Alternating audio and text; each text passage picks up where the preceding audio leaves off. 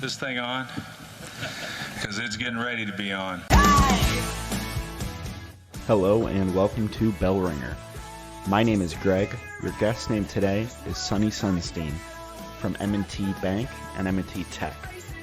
We talk about his career path and path around the United States and what brought him to Buffalo, what brought him to M&T Bank.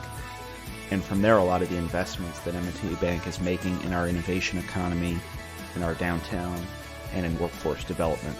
Great conversation, so much really good information. Thanks to him for his time and you for yours.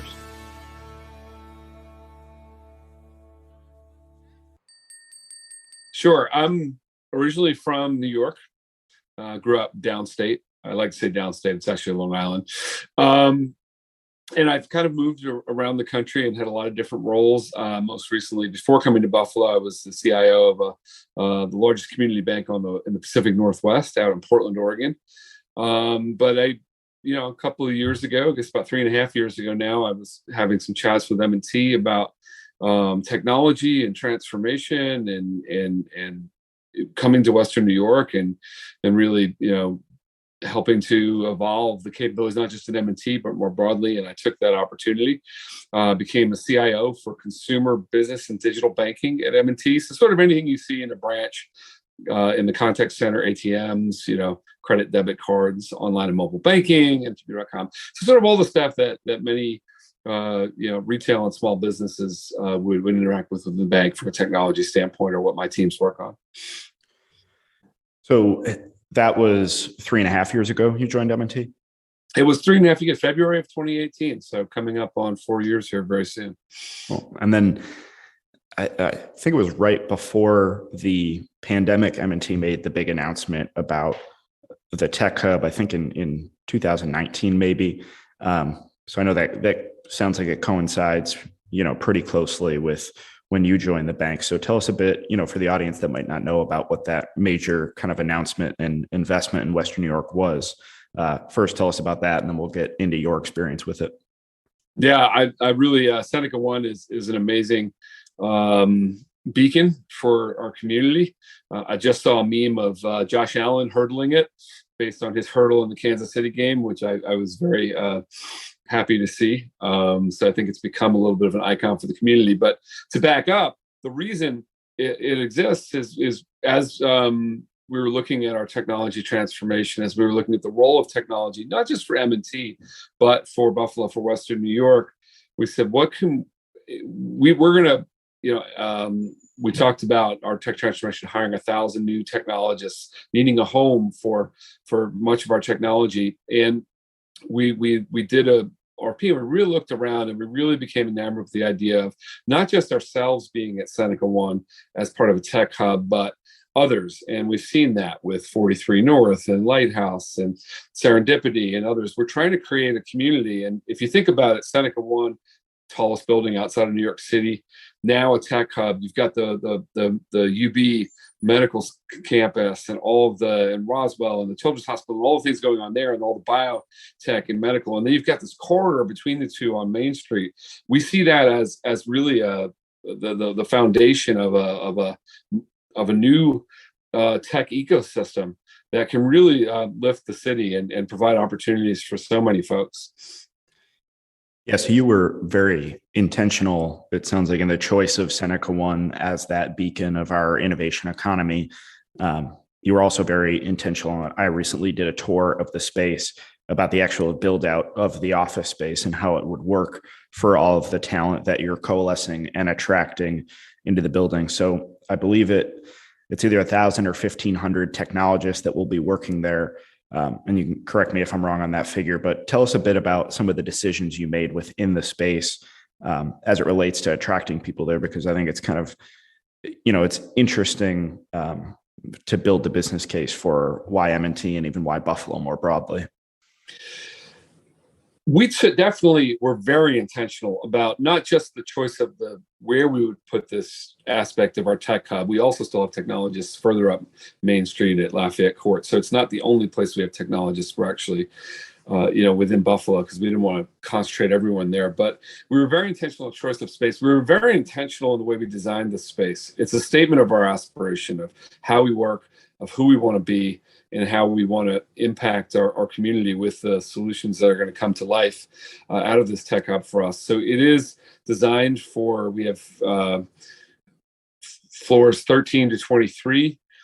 Plus there's two main, very big floors on the base. And it really feels like something out of a movie set, out of Silicon Valley, right here in Buffalo.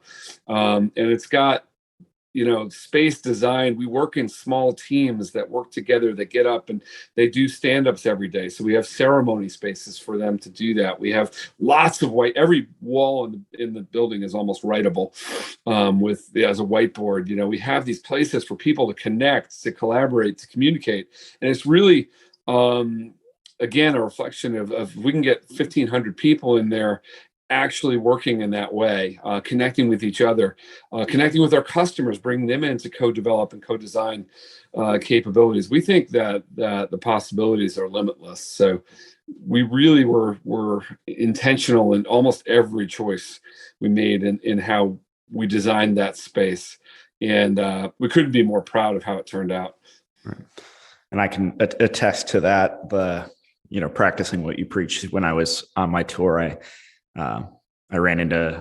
we saw Mike Whistler just like out and about, a C-level executive at M&T for those that don't know. So certainly like practicing that no office space and wide open, for kind of everybody.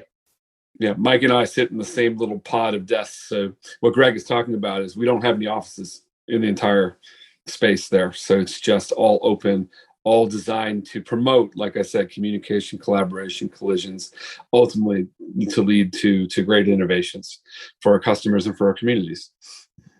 So that's the M&T space and the tech hub. One of the really interesting things is the community-wide approach that M&T has taken in this investment and strategy. So a little bit higher up within Seneca One Tower, I forget what floor number, you have the Tech Academy, different than the Tech Hub, but obviously, family together. So tell us a bit about the Tech Academy, kind of from that like holistic approach of not just M&T's benefit, but really any tech company within Western New York. Yeah, and I would say the Tech Academy is part of the Tech Hub. It is on the 23rd floor, which is actually intentionally, again, put there because that is both a link to the private elevated bank for M&T floors. Obviously, we're a bank; we have some security concerns, but it's also a link to the public, and we do see it as a space for not just M&T employees to go get training, to build new skills, to connect with others, but for the entire community. So, for example, initiatives like the Western New York Tech Skills, which are not just M&T, but a bunch of different companies driven through, collaboration, we've got opportunity for 3,000 folks to come in and go through a program, learn new skills. We've launched our ZDP program, which is an apprenticeship-based program for mainframe programmers. Our first class was 10, our second class is 13. No college degree required, just you go through kind of a 12-week program. And then if you kind of make it through that, then we'll bring you in and teach you these skills. And that's going great. So we just see lots of possibilities and for taking a bunch of and allowing a bunch of folks in our community to really get engaged in the modern technology ecosystem, whether you're an experienced full stack developer, who's built a ton of apps and has got your own startup, or you're someone who's just getting familiar with technology capabilities and want to really explore that further. So we're really excited about the Tech Academy and its role in this broader ecosystem. And it's obviously many companies, small and large, who are getting involved in trying to raise up this tech ecosystem here in Western New York. So obviously, with advances of technology, within our society macroscopically, like every company is becoming a tech company, or at least a tech-enabled company. So the transition is certainly necessary, and no one would argue against that. But for someone that's like looking for a career change, maybe, and was previously maybe in a more traditional field, and doesn't fully understand the scope of what a tech role would be, or doesn't think of themselves as a techie person, what would you tell someone like that as, through the Tech Academy and a lot of the programs you just listed, you're trying to upskill folks and understand that tech isn't this big scary word, but a really, like a approachable field that's attainable. Those skills are attainable. Yeah, and I think you hit on it. That was where I was going to start. And that tech can seem really scary, but it's not. It's a set of skills. It's like learning. These days, folks learn languages in so many different ways. There's Babbel apps and different techniques, and there's a lot of video and a lot of self-paced learning, and then there might be classroom and things like that. It's to me, it's kind of, if you wanted to learn Spanish, you'd go maybe familiar site, do a little Googling, do a little research, figure out what you wanted to do, maybe find an app, maybe find a class, maybe find a friend who speaks it and exchange. And I think technology is kind of the same. You should approach it the same way. If you're interested in learning more about technology, again, I mentioned the Western New York Tech Skills Program. There's a number of agencies within town that are focused on helping folks explore. So I would say, heck, come down to the Tech Hub. I'll have a chat with you about what's going on here. I was just exchanging notes with someone who was referred to me, who was looking to maybe come up here from Brooklyn, New York, who had just been through a Tech Academy kind of program, a boot camp to become a developer. And I was connecting, and he's going to apply to certain companies up here. And I think that's kind of it. Just be curious, do some research, get involved, maybe start with something a little self-paced, and just find a YouTube video, or again, look for one of the programs. But I think there's so many ways to get engaged, and I would just encourage folks not to be scared. It's just skill, and there's some syntax and some language that you have to use. But I truly believe everyone should learn a bit about coding. My 10-year-old nephew didn't realize it, but he was doing some really cool object-oriented programming, not to use a technical term, but like literally as a 10-year-old through school, through an app that various tech companies have put together. And I think it's something everyone can and should learn a bit about. Yeah, I've heard some folks on your team in a lot of this communication saying like it's tech jobs are the future, like trade, skilled trade type jobs. And I think that even helps like orient it in people's minds that it'll be commonplace and just like you said, a skill. And I think you mentioned it as well. It's going to be a part of, the software is eating the world, if you will. It was a famous article from a while back that kind of talked about that. I mean, I've been out to farms where they're using, drones to look at crops or even herd cattle, out on farms. I've been, you think about biomedical and the UB Medical Center and what's going on there and technology. But think about it, almost every, I look at so many of the 43 North companies and winners are just taking technology and deploying it against all sorts of different industries and problems and coming up with solutions. So I think it's, and you can either look at it as a threat or an opportunity. And I tend to think of it as an opportunity for folks to, get engaged in what's going on. So you relocated to Buffalo 3.5 years ago, as we said at the top of the conversation. And I do want to talk about your personal kind of journey with Buffalo. We'll kind of get to that next, but to stay on this, you're looking at it through a business lens. You moved for an opportunity at M&T Bank within our tech sector, and obviously are familiar with like technical roles and tech companies.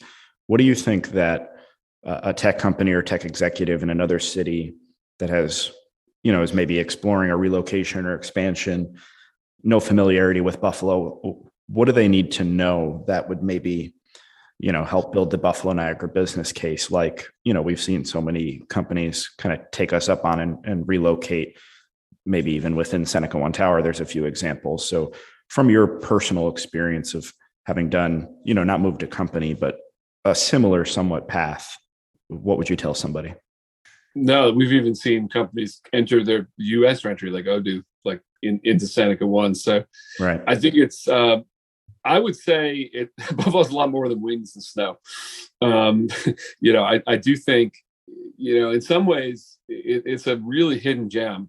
There's this amazing set of people who are really friendly. There's an amazing history to the city and so many different opportunities to do. It's a very artistic, creative city, and I think that was a surprise to me.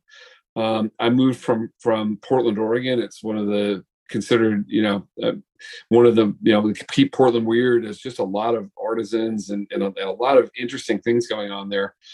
And my barista, if you will, my coffee guy at Public, my very first day of work, I went in to get a cup of coffee and we got to talking a little bit. And I said, this coffee shop reminds me of a West Coast kind of coffee shop. I said, I moved here from Portland. And he goes, well, Buffalo's the new Portland. And I think what he meant was it is kind of a lot hipper, a lot cooler, a lot more relevant than people realize. And that, in my 3.5 years, that's turned out to be true. So it's a great place to locate a company, because I think you've got a great university center, not just UB, but you expand to Western New York and even, RIT, U of R, so many different schools in the space, turning out really great local talent. But it's more than that. You can have a really amazing, rich quality of life. Cost of living is good. And you're not giving up anything as far as I find, especially in the summertime, but really year round, there's always something interesting to do. I've gone to a play outdoors in the middle of a field in between grain silos. That's pretty cool when you think about it. And that's what I would say. I think Buffalo is a much cooler city than maybe even long-time Buffalonians actually give it credit for. So that would be my message. Had you ever been to Buffalo before choosing to relocate? Ironically, I actually came to Buffalo twice before, once for a music competition in high school and once to interview with M&T in 1991 for one of their programs. And I couldn't see my way clear. So it took me, I like to joke, it took me only 28 years to kind of find my way back after that. So I really hadn't spent any time here. My wife had spent no time here. And when she came to visit to make sure it was a place we would want to live, we got back on the plane and I asked her, so what'd you think? She said, surprising. She goes, we can definitely do this. I think there's a lot here. There's a lot that the city has to offer. And certainly in the 3.5+ years I've been here, that's proven to be more than true.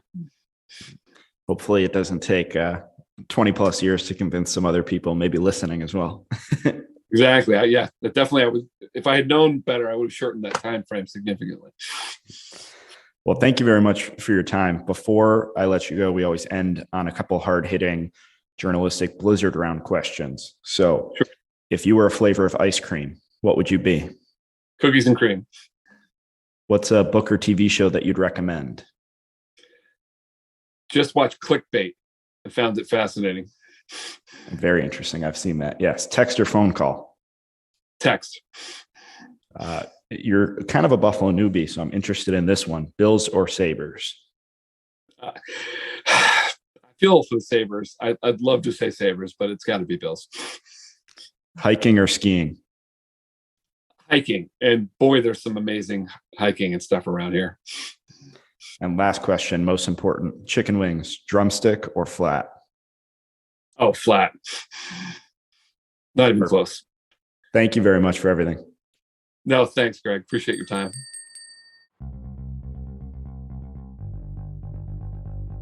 Bell Ringer is a podcast by Invest Buffalo Niagara, the region's privately funded, nonprofit marketing and economic development organization.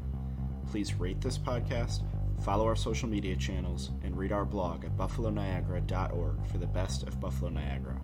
Come grow your business with us.